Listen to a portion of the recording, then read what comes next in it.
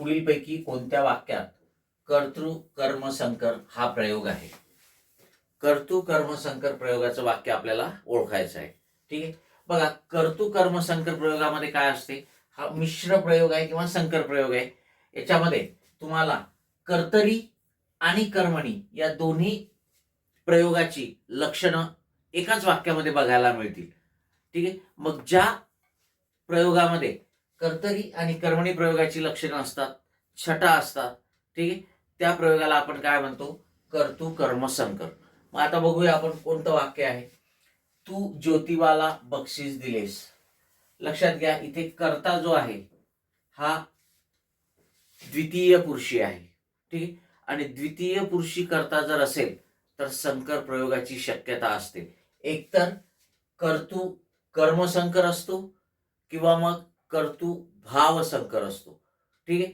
मग तू ज्योतिबाला बक्षीस दिलेस, देणारा कोण आहे? तू. देण्याची क्रिया कोणावर झाली? बक्षिसावर. ज्योतिबावरही होते, ज्योतीवरही होते, परंतु ते अप्रत्यक्ष कर्म आहे. लक्षात ठेवायचं की आपण प्रयोगामध्ये फक्त प्रत्यक्ष कर्माचा विचार करत असतो आणि मग इथे ज्योतीला हे जरी अप्रत्यक्ष कर्म असलं तरी त्याचा आपण विचार करणार नाही आणि म्हणून बक्षीस हे कर्म आहे. तू हा कर्ता आहे. कर्ता प्रथमा विभक्तीत आहे. कर्तरी प्रयोगाचं लक्षण आहे, कारण कर्तरी प्रयोगातच कर्ता प्रथमांत असतो. ठीक आहे. आणि इथे कर्म प्रथमांत आहे, हे कर्मणी प्रयोगाचं लक्षण आहे. पण मित्रांनो, कर्तरी प्रयोगामध्ये सुद्धा कर्म प्रथमांत असू शकते. मग आता इथे कर्ता प्रथमांत आहे, हे कर्तरी प्रयोगाचं लक्षण आहे. ठीक आहे. मग याच्यामध्ये कर्मणी प्रयोगाचं लक्षण कोणतं आहे?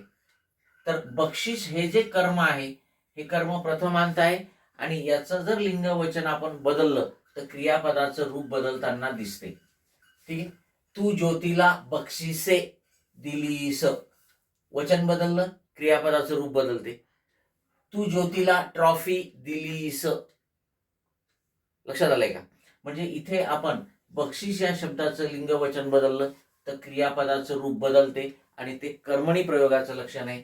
कर्ता प्रथमा विभक्तीत आहे, हे कर्तरी प्रयोगाचं लक्षण आहे. आणि या वाक्यामध्ये मग कर्तरी आणि कर्मणी या दोन्हीची लक्षणं आपल्याला दिसतात आणि म्हणून हा कर्तृ कर्म संकर प्रयोग आहे.